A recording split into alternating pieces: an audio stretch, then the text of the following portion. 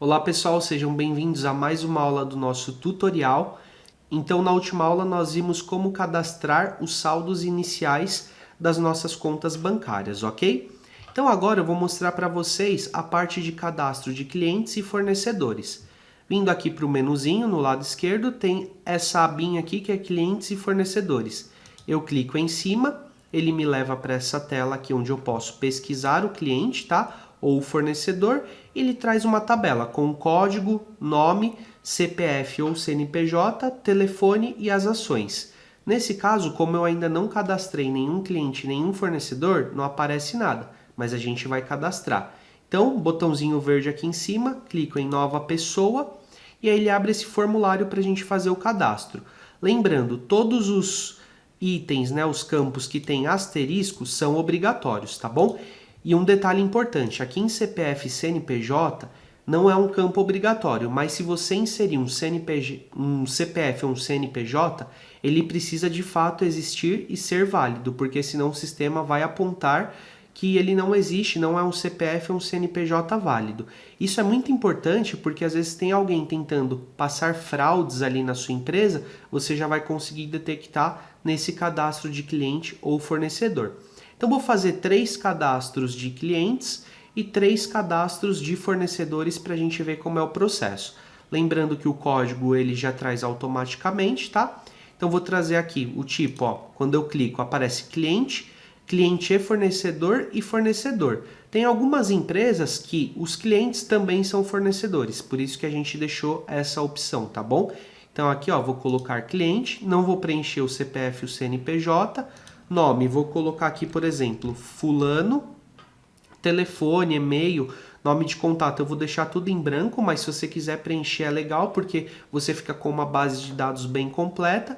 Pode colocar alguma observação aqui também. Então, por exemplo, cliente só paga em 3 vezes, por exemplo, né? Você vai colocar aí as observações que é importante do dia a dia aí do seu negócio, tá bom? Pode colocar o endereço, essa parte do endereço é bem interessante, porque se eu coloco o CEP aqui, ó, olha que interessante, coloquei o CEP, quando eu venho para o próximo campo, ele já preenche a cidade, a rua, né, ou a avenida, enfim, o bairro e também a unidade federativa, né, a UF.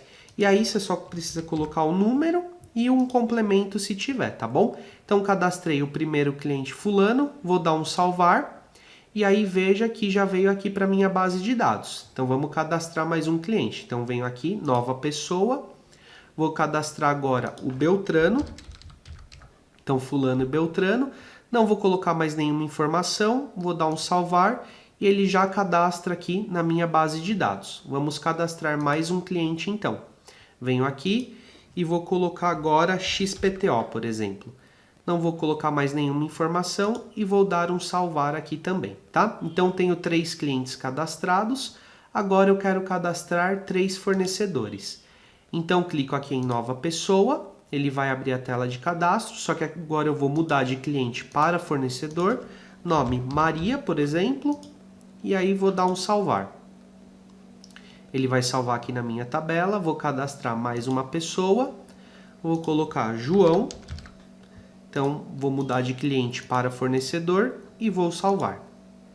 E vamos cadastrar mais um fornecedor aqui. Então mudo aqui, né, ó, os códigos sendo gerados automaticamente aqui.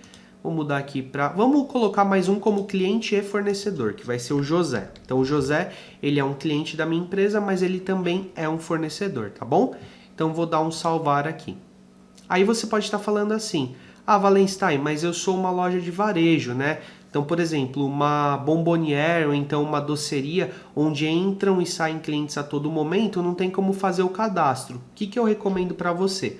Você vem aqui no cadastro e pode colocar, por exemplo, esse cliente como consumidor final ou consumidor PDV, tá bom? E aí você sempre, quando for cadastrar uma venda ou for fazer o fechamento, você vincula esse consumidor final. Então vou dar um salvar aqui.